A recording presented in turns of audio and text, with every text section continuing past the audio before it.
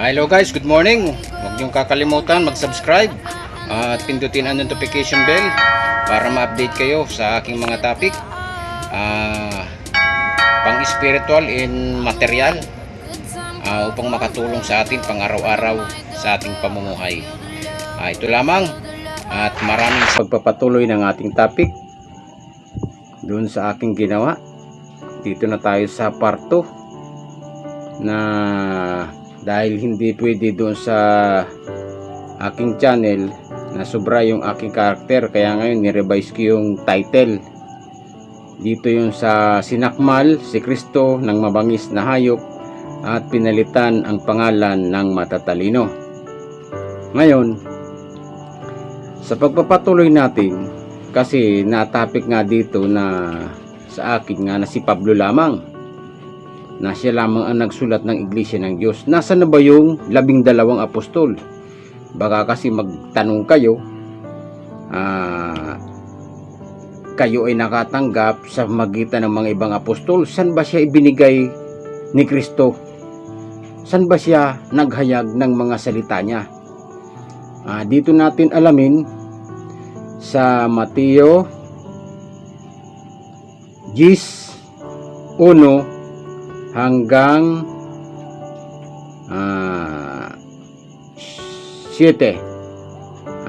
Nandito sila para hindi kayo maligaw na kung saan napunta yung 12 alagad.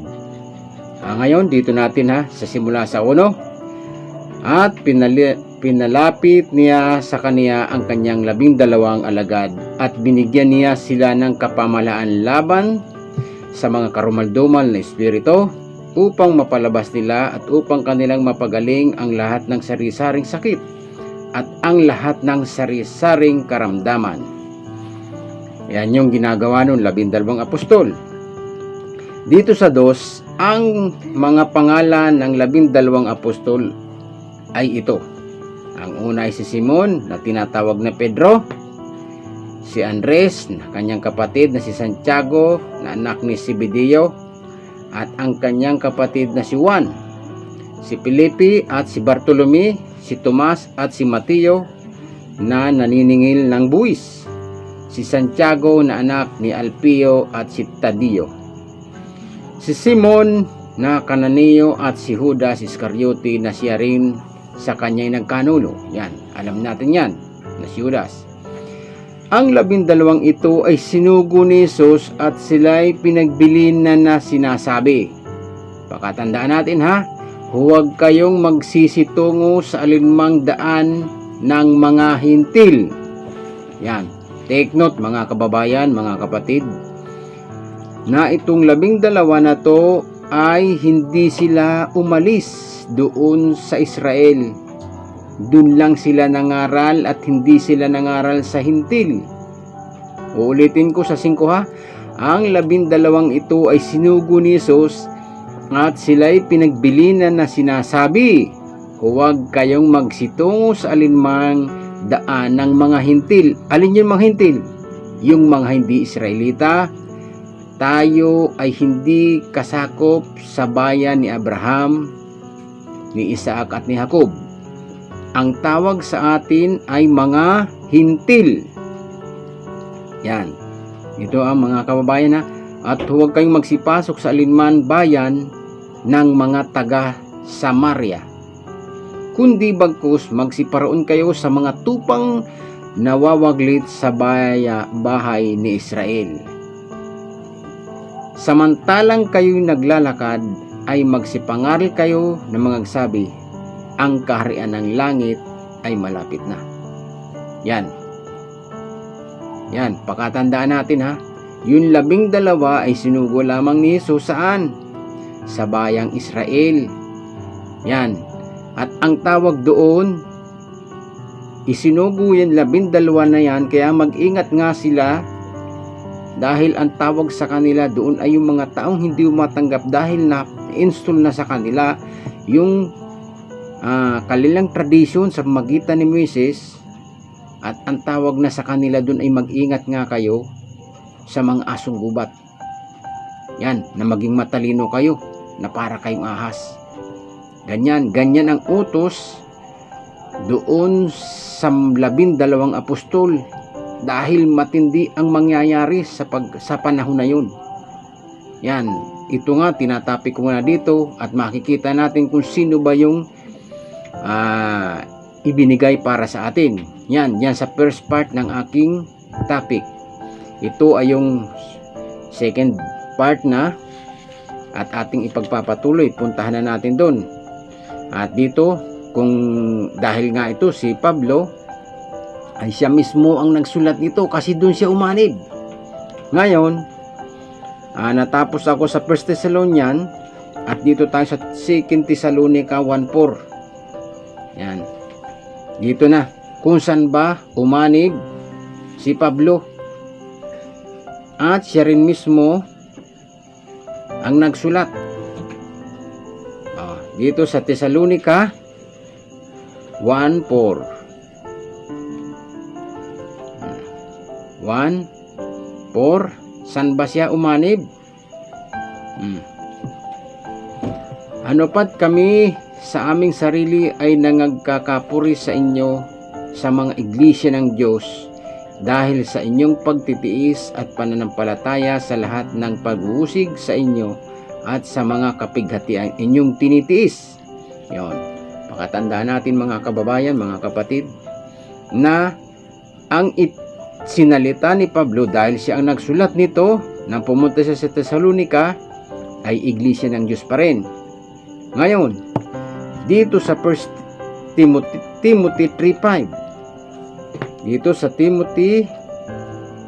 Timothy 3:5. Timoteo 3:5. Ano ang sinasabi?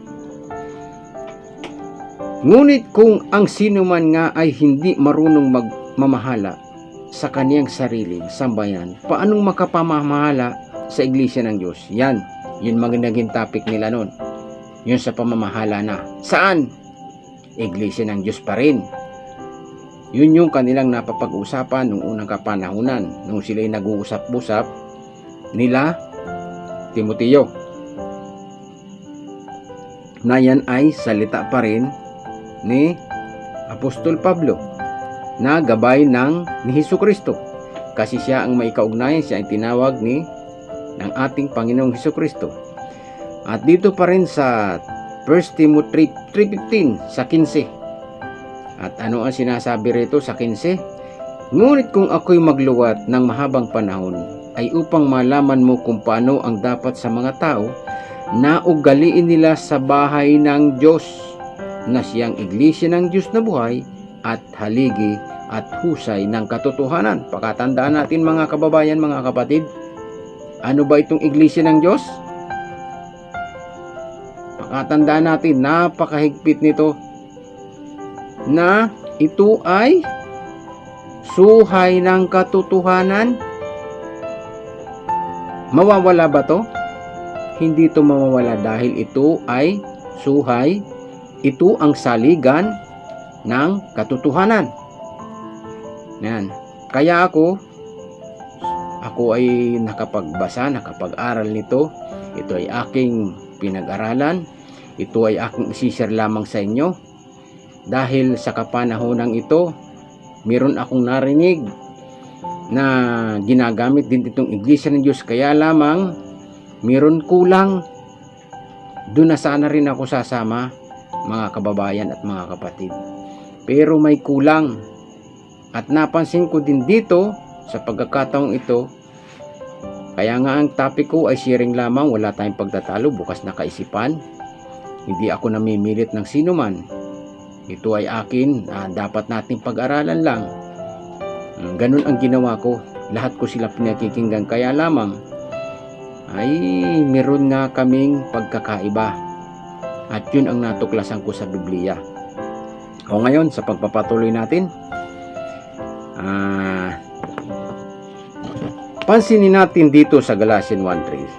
At ito ang sinasabi, sapagkat inyong nabalita na aking pamuhay na makaraang panahon sa iglesia ng Hudyo, sa reliyon ng Hudyo, kung paanong aking inuusig na malabis at nilipol ang iglesia ng Diyos. Yan.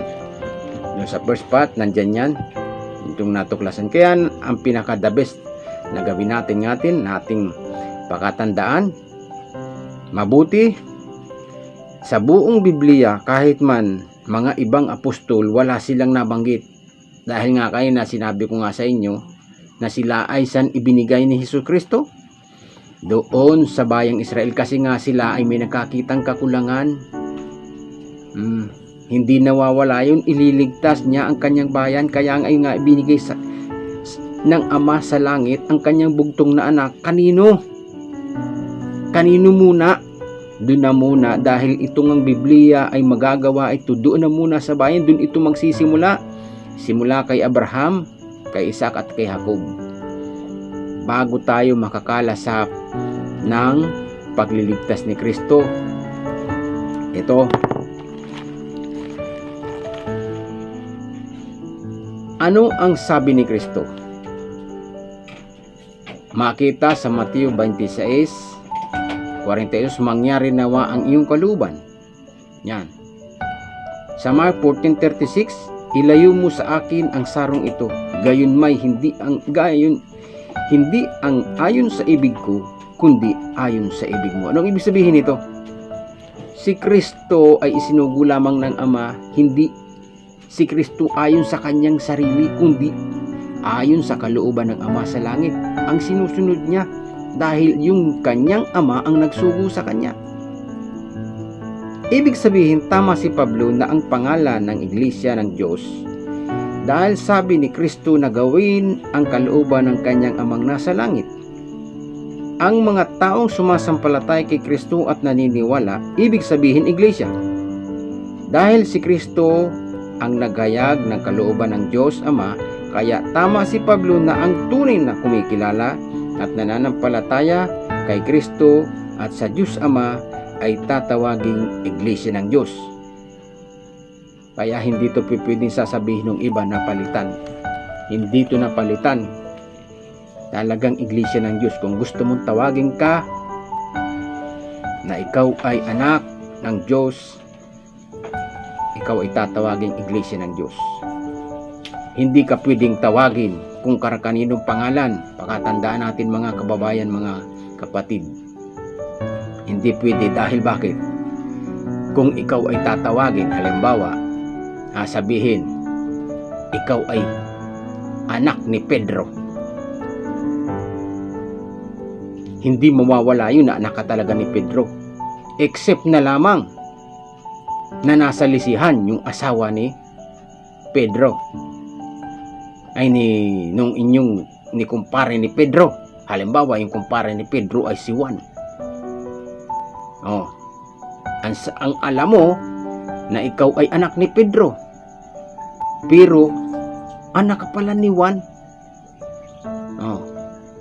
Pakatandaan ninyo, ibig sabihin naging kabit ni Juan yung asawa ni Pedro, kaya tinawag ka na anak ni Juan, na alam mo na ikaw ay anak ni Pedro. Ganon, pwede bang mangyari yun? Napakasalimuot. Kaya ngayon, kung gusto mo talagang ikaw ay anak ng Diyos, ay tawagin kang Iglesia ng Diyos.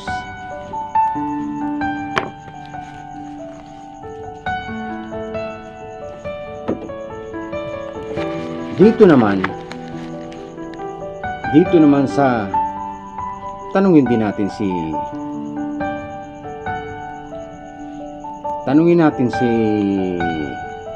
si Pablo. Bakit meron siya rito na isinulat sa Romans 16:16? At ganito ang sinasabi: mangagbatian kayo ng banal na halik. Binabati kayo ng lahat ng mga, ibig sabihin plural, maramihan. Mangagbatian kayo ng banal na halik, binabati kayo ng lahat ng mga iglesia ni Kristo. Yan, lahat ng mga iglesia ni Kristo.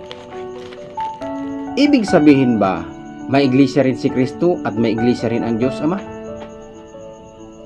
Yan, ito Salamat sa Diyos at ipinaunawa ito sa akin ng lubusan. Ganito lamang ang paliwanag dyan. Bigyan ko kayo ng example kung bakit ito sinabi ni Pablo.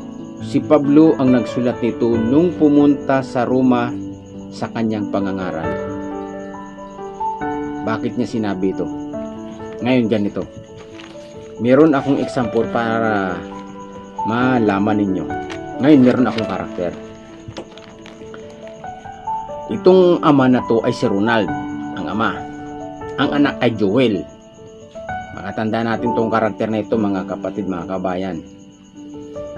Si Ronald ay yung ama ni Joel na may alagang 10 kambing. Kinaumagahan, sabi ni Ronald sa kanyang anak na si Joel, "Anak, pastulan mo itong 10 kambing natin upang makakain ng sariwang damo sa burol." Araw-araw, halos ganun ang ginagawa ni Joel. Nagpapastol siya ng kambing ng kanyang tatay Ronald. Yung pinapastulan ni Joel ay kaninong kambing? Dun sa kanyang tatay Ronald. Makatandaan natin, mga kapatid, mga kabayan, para di tayo maligaw. Si Joey lamang na anak ang nagpapastol ng kambing ng kanyang tatay Ronald. Ngayon, sa kanyang routine araw-araw sa pagpapastol, si Joel at ng 10 kambing ng kanyang tatay Ronald, may nakilala siya na pangalan ay Marcos. Nagpapastol din ng 5 kambing. Si Joel at Marcos halos araw-araw ay magkasama sa pagpapastol ng kanilang kambing. Sila ay nag-uusap at naging matalik na magkaibigan. Isang araw, dahil si Joel at Marcos ay magkaibigan, nakiusap si Joel kay Marcos na bantayan muna yung kanyang 10 kambing dahil nabalitaan niya na dumating ang kanyang crush. Gusto ni Joel na makita ito at umalis na nga si Joel papunta sa bahay ng kanyang crush. Hindi inaasahan, dumating ang tatay ni Marcos at nakita ng tatay ni Marcos na marami ang alaga ni Marcos na kambing. Ang tatay ni Marcos ay nagtanong,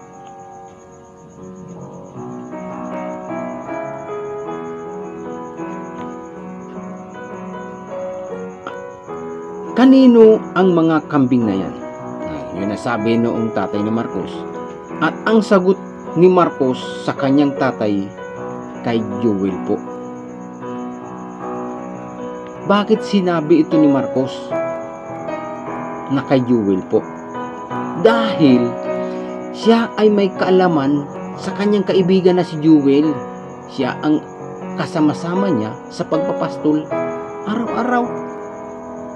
Nalingid sa kanyang kaalaman na itong kambing na ito na sinabi niya kay Joel ito ay kambing ng tatay ni Joel na si Ronald. Bakit sinabi niya na ito ay kay Joel po? Ibig sabihin ba na kay Joel ang 10 kambing? Samantalang inutusan lang si Joel ng kanyang ama na pastulan ang 10 kambing ng kanyang tatay. Diba, mga kapatid?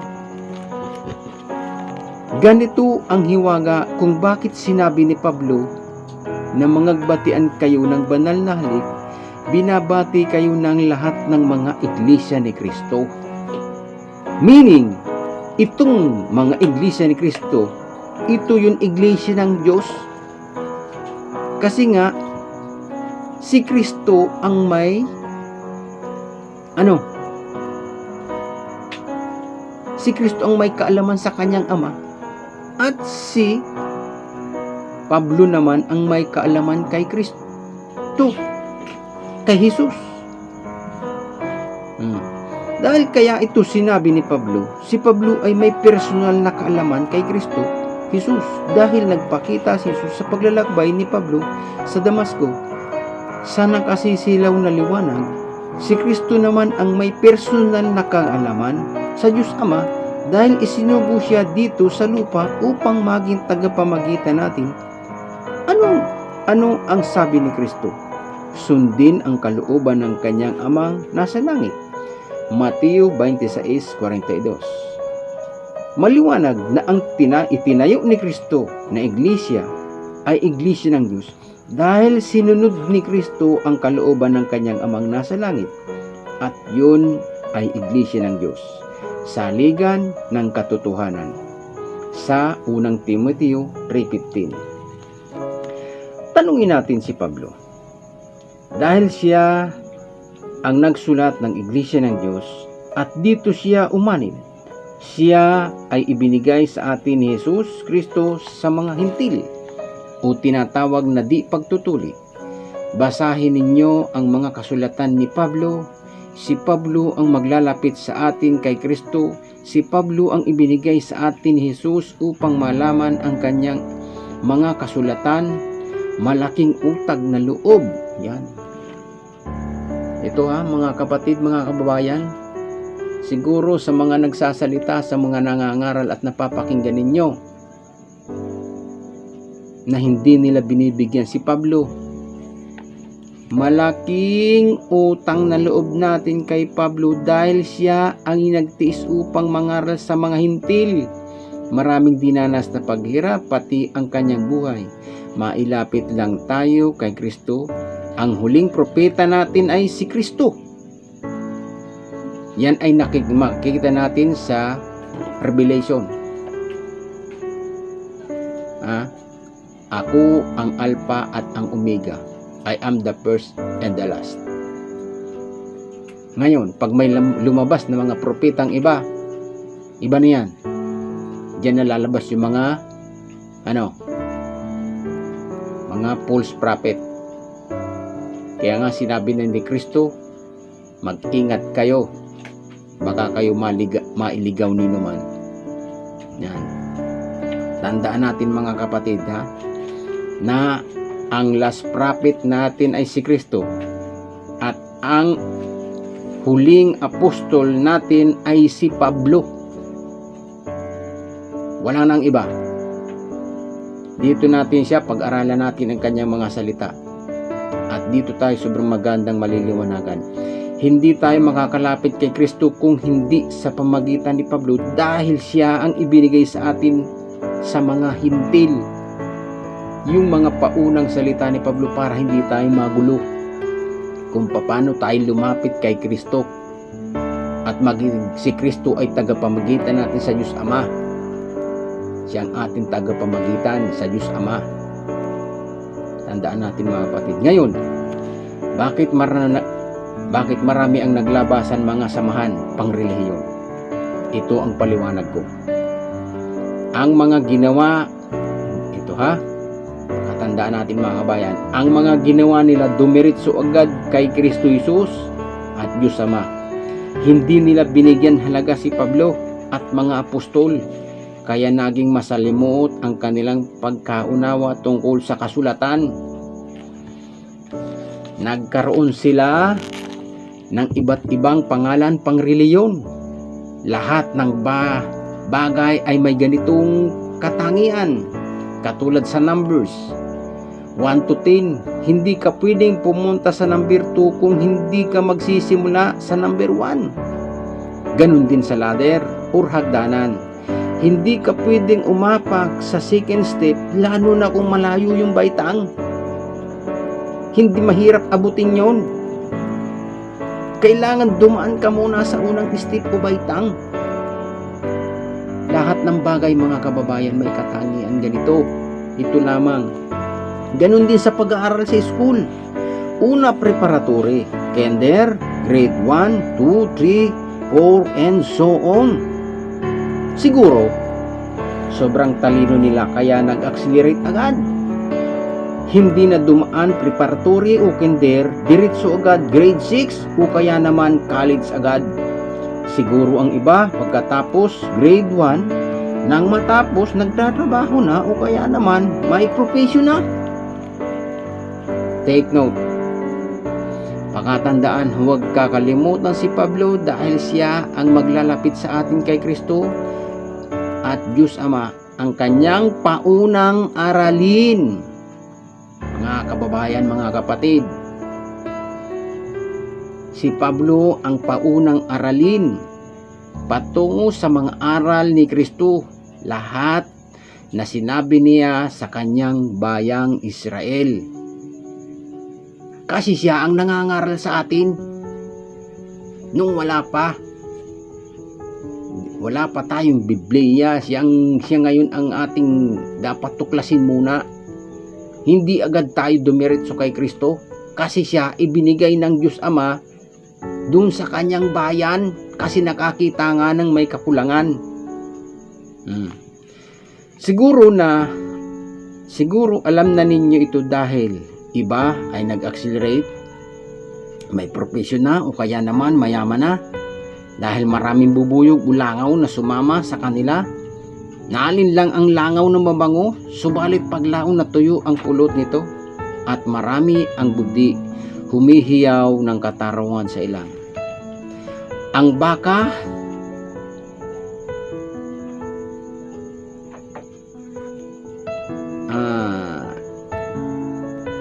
sinuotan ng damit na bakal upang gawin nilang gatasan.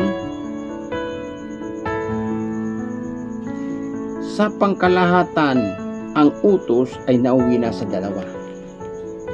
Ano ang pangunang utos? At sinabi niya sa kanila, ibigin mo ang Panginoon mong Diyos buong puso mo at buong kaluluwa mo at ang buong pag-isip mo. Mateo 22:37. At ano ang pangalawang utos? Ibigin mo ang iyong kapwa na gaya ng iyong sarili. Mateo 22:39. Ngayon, pansinin natin ang pangunang utos. Paano natin maipadarama sa Diyos Ama ang tunay na pagmamahal? Sa ngayon, may utos ang mga tao na salungat sa Biblia. Tanungin natin si Pablo kung siya ba ay sumalungat dito. Sa Gawa 13:13 hanggang 52. Yan.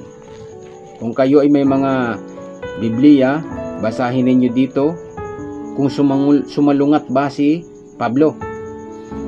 Gawa 13:13 hanggang 52. Dito sa 13, pansinin natin at ito ang sinasabi. Nagsitulak nga sa Patmos si Pablo at ang kanyang mga kasama at sumadsad sa Perga ng Pambilya at humiwalay sa kanila si Juan at nagbalik sa Jerusalem. Dito sa 14, datapwat sila'y nagsitahak sa Perga at nagsidating sa Antigua ng Pisidia at sila'y nagsipasok sa sinagoga ng Sabat at nagsiupo. Dito sa 32, ano ang sinabi ni Pablo? At dinalhan namin kayo ng mabuting balita na pangakong ipinangako sa ating mga magulang. Ngayon, nalaman natin na si Pablo ay Sabbath keeper. Hindi siya laban sa utos ni Moises at tinanggap rin niya ang mabuting balita. Alin ba yung mabuting balita? Yung bagong tipan. Ito ay ang bagong tipan. Ito ang mang-aral ni Kristo. Napakalaking kagalakan sa mga hintil dahil nandyan ang mga kasulatan ni Pablo upang mailapit niya tayo kay Kristo. Ang sabi ni Kristo, ang araw ng Sabat ay paggawa ng kabutihan. Mateo 12:12. Ito ay pinagaan sa ating panahon at hindi ito nawala. Dagdag ni Pablo sa Colosas 2:16, sino man nga ay huwag humatol sa inyo tungkol sa pagkain o sa pag-inom o tungkol sa kapistahan o bagong buwan o araw ng Sabat. Yan. Nung pumunta siya sa Colosas, na sinabi, huwag kang humatol saan? Sa pagkain o sa pag-inom o tungkol sa kapistahan o sa bagong buwan o sa araw ng Sabat. Ngayon, hindi tayo, si Pablo ay hindi tayo pinapahatol. Ngayon, dito sa Hebreo 4:9, ganito ang sinasabi. May natitira pa ngang isang pamamahingang Sabat ukol sa bayan ng Diyos. Amen. Ito, napakaganda nito mga kababayan. Itong Sabado na to, itong Sabat na ito ay hindi nawawala.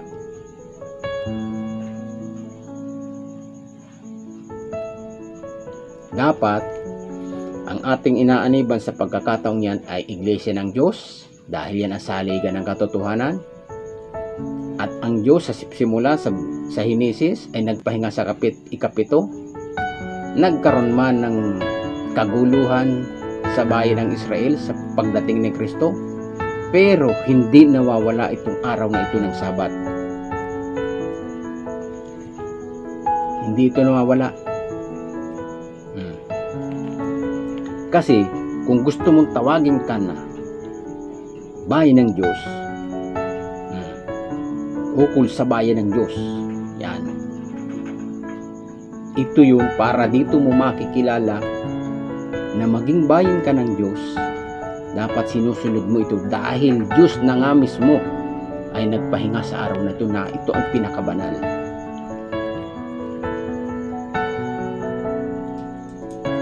Kung gusto mong tawagin ka na bayan ng Diyos na totoo, huwag mo itong baliwalain sa iyong buhay.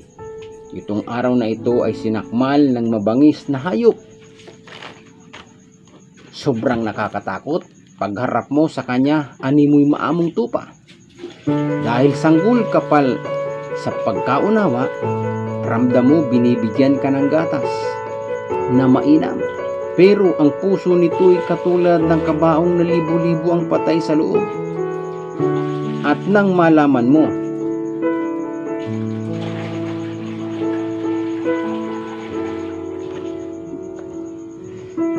dahil sanggol ka pa sa pagkaunawa, ramdam mo binibigyan ka ng gatas na mainam.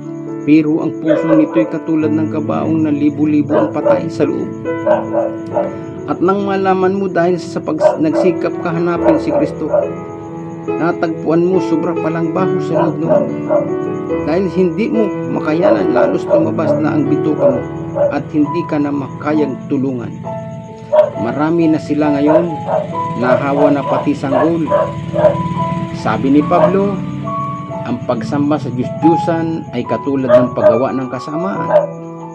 Kung hindi ka gumagawa ng kasamaan, subalit sumasamba ka rito, ay gumagawa ka na rin ng kasamaan.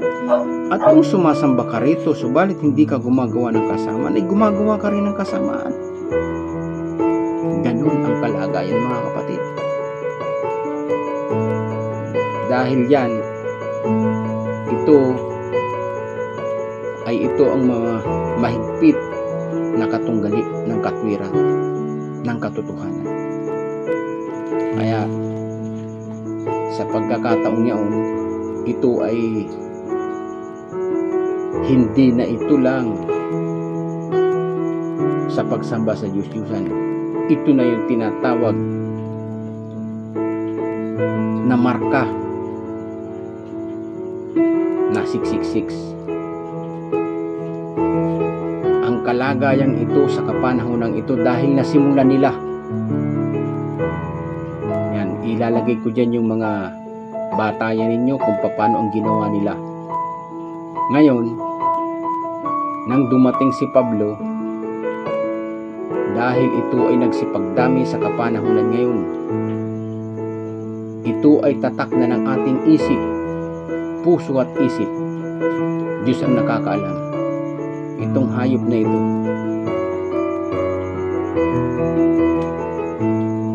napakarami na nito ngayon, nahawa na. Dahil na-influensyahan sila na akala mo pinapainom ka ng gatas na mainam. Pero ito ay labag sa kalooban ng Diyos Ama at ating Panginoong Jesucristo. Ang tatak na ito ay hindi ito itatatak sa iyo na akala mo tatok na makikita mo. Ito ay tatak sa iyong kaisipan. Meron ako magiging topic dyan kung paano nangyayari yan. Pero ito, makikilala mo ito sa iyong gawa, sa iyong pagkatao. Na akala mo na tama ang ginagawa mo. Na Akala mo dahil hindi ka may tatak, pero yung iyong puso at isipan ay ginagawa mo yan na hindi sang-ayon sa kalooban ng Diyos Ama. Yan ang tatak sa ating kapanahunan. May nagsimula ng mga ito. At ito ang impluwensya. Napakalaki. Napakalayo sa kagustuhan ng ating Panginoon. Ang lahat na ito ay pasasalamat ko kay Pablo, Kristo at Diyos Ama upang hindi tayo maligaw sa pagtuklas sa tunay na aral ng Diyos. Buksan lahat natin puso at isipan. Mag-aral na mabuti para tayo makakuha ng mataas na score sa pagsusulit. Pilitin natin tayo ay makagraduate upang tayo ay hindi tagapakinig lamang. Ikaw, ako, tayo ay templo ng Diyos. Hindi ka kayang iligtas ni naman. Ito ay sharing lamang at walang sapilitan. Ang hangad ko, mawala ang titik sa inyong puso at isipan. Mapalitan ito ng salita ng Diyos na nagbibigay buhay. Kagandahang loob ang manguna sa ating puso, anuman ang ating ginagawa, sa Diyos ang gantimpala. Amen.